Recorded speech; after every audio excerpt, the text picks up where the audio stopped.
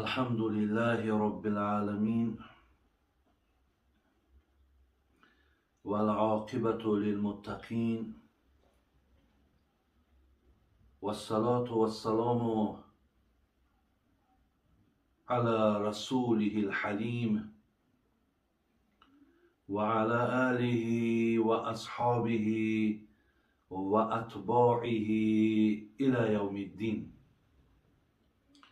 السلام علیکم و رحمت الله و برکاته به تمام برادران و به تمام خواهرانی که صدای مرا میشنوین و از الله مهربان دعاگو هستم که به همه شما برای کار توفیقی در عبادت نصیب گردانه و از الله مهربان دعاگو هستم که آرزوها و مطلوبها و مقصودهاتون الله مهربان حاصل بگرداند و از الله مهربان دعاگو هستم که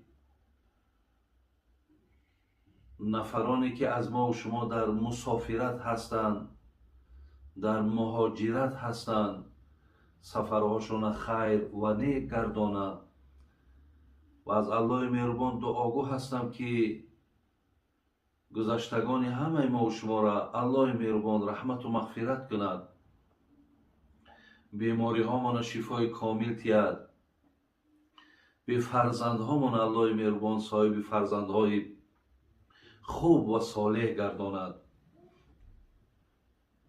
به انصاف هامان الله مهربان انصاف دید، به توفیق هامان الله مهربان توفیق نصیب گرداند و از الله مهربان دعاگو هستم که میل و خواهش و محبت ما و شما را به سوی دینش باز هم زیاد بگرداند. برادران عزیز و گرامی، الحال میخواستم سخن حافظ ابن جوزی که با ابوالفرج مشهور است، نام اصل ابن جوزی را عبدالرحمن ابن ابی الحسن میگویند، جمال الدین هم نامشان میبرند. این عزیز خدا سالهای تولدش 1116 میگن، یعنی 1116 میلادی قطعی، وفاتش 1201 میلادی میگن. یعنی اگر با امروزه حساب کنیم قریب از وفات ایشان 8 عصر یا 800 سال گذشته است. این بنده خوب خدا در مذهب امام احمد حنبل بودن، محدث هم هست، فقیه هم هست، مؤرخ هم هست و قریب میگد 300 کتاب از ابن جوزی باقی موندگی هست. یکی از کتاب های معروف و مشهوری که شاید در دست بسیاری از خواننده ها باشد به نام تلبیس ابلیس از همین بنده خوبی خدا هست. برادران عزیز، در یکی از کتابهاش که بستان الواعظین یا ریاض السامعین میگویند آورده است که اگر قبری که ما و شما خانه آخرت مان به حساب می رود، اگر الله مهربان بر او اجازت سخن گفتن میداد، یعنی برای قبر اجازت میداد که برای زنده ها چی گفتنی داری، برای زنده ها چی مصلحت داری، یا برای زنده ها چی گفتنی داری که اگر زمانی که نزد تو بیایند باید با چی بیایند، یا چی کار کنند؟ اگر الله مهربان میگد به اینها به قبر اجازت میداد، هر آینه برای ما 5 مصلحت یا 5 امر مهم را برای ما گوشزد میکرد، یا میگفت که 5 چیز همراه خودتان بیارین که در این خانه من این 5 چیز برای شما بسیار مهم هست. اگر شما خواهید که مقصد خانه قبر شما از هر گونه سختی ها و مشکلات ها خلاصی داشته باشد، رهایی داشته باشد، همراه خود 5 چیزی را بیارید. حقیقتا برادران عزیز و گرامی، ما در حدیث های پیامبرمان نگاه میکنیم، میخوانیم. در حدیث ها آمده است که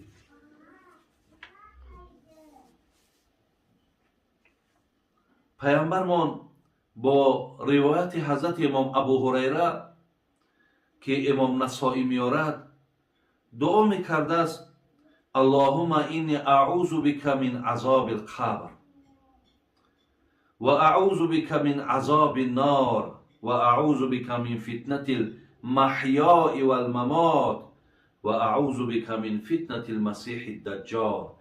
یعنی حضرت همیشه دعاش همین بود که به سوی الله دعا میکرد که الله مهربان، من از عذاب قبر به سوی تو پناه طلب میکنم. ببینید. و دیگر حدیثی که حانی که این غلام حضرت عثمان بود، میگوید رسول حضرت عثمان میگه کنار قبر می ایستاد و گریه میکرد. برادرای عزیز، وقتی حضرت عثمان که از 10 یار بهشتی بودن، در حیات بشارت به جنت از پیامبر داشتن، میگه وقتی در کنار قبر می آمدن میگه گریه میکردن، آنقدر گریه میکردن میگه که ریش حضرت عثمان بسیار ریش کلام بوده است. میگه به همون تارهای ریشش میگه آبی میگه دیده هاش میگه جاری میشد. بعد از آن میفرمود که من از پیغمبر خدا شنیدم: ان القبر اول منزل من منازل الاخره. میگم از پیغمبر شنیدم که قبر اولین منزل، اولین خانه از خانه های آخرت ما و شما میرود. فإن نجا منه فما بعده ایسر. اگر از همین اولین منزل، اولین خانه یعنی از قبر، اگر ما از حسابش نجات بیابیم، یعنی دوام این که باز قیامت هست، مشکلات های نامه اعمال و پول صراط و خلاص ترازوی اعمال و اینهاش دیگه برای بنده آسان می شود. یعنی اولین منزل که خانه قبر باشد، همینجا که کار اگر پیشش کشاده شد، همینجا اگر ما نجات یافتیم، ما بعدش گفت آسان تر است. و این لم ینجو منه فما بعده اشد من. اگر از همینجا گفت اگر ما نجات نیافتیم، با بعد این معرکه هایی که به سر بنده می آید، ویش از این دم گفت بدتر است. و بعد میگه و قال رسول الله صلی الله علیه وسلم: ما رأیت منظرا قط الا القبر افظع منه. میگه پیامبر گرامی گفتن هیچ مقصد صحنه را سهمناکتر، وحشتناکتر از خانه قبر ندیدم. یعنی یگانه جایی که خیلی وحشت دارد، دهشت دارد، مشکلات دارد، گفت این خانه قبر هست.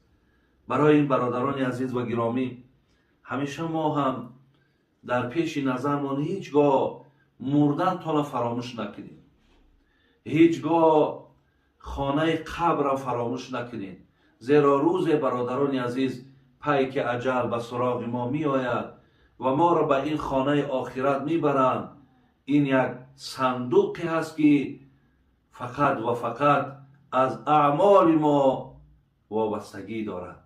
برای همین همیشه انسانی که در دنیا اگر مرگ فراموش نکند، انسانی که در پیش نظرش قبر دائم نمایان باشد، این انسان بسیار انسانی با رحم می شود. این انسان بسیار انسانی بگیم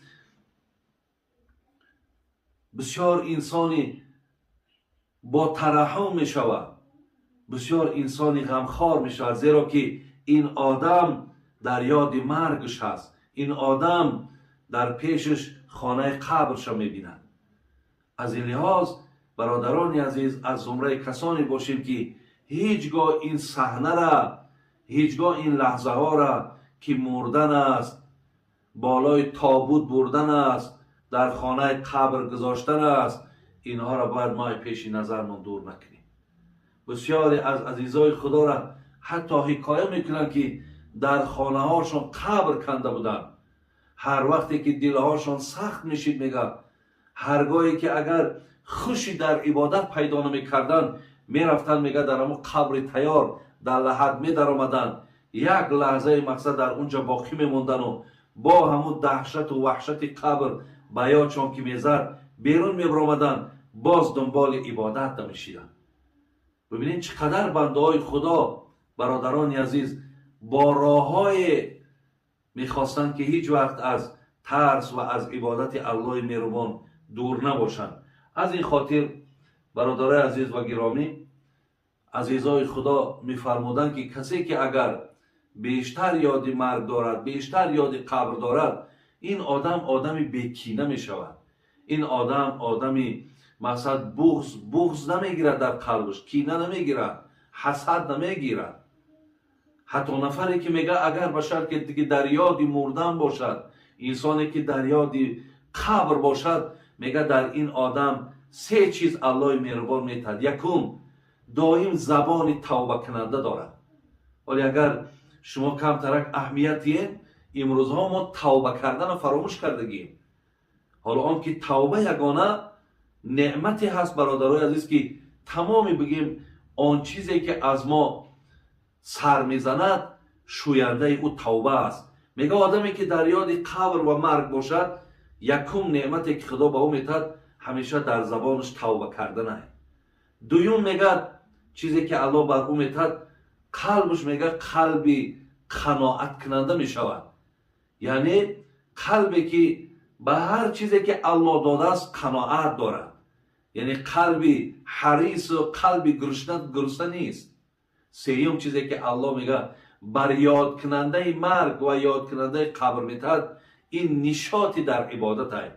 این بنده یعنی هیچگاه عبادت را ترک نمیکند، همیشه پایبند عبادت است. از این خاطر برادران عزیز و گرامی، این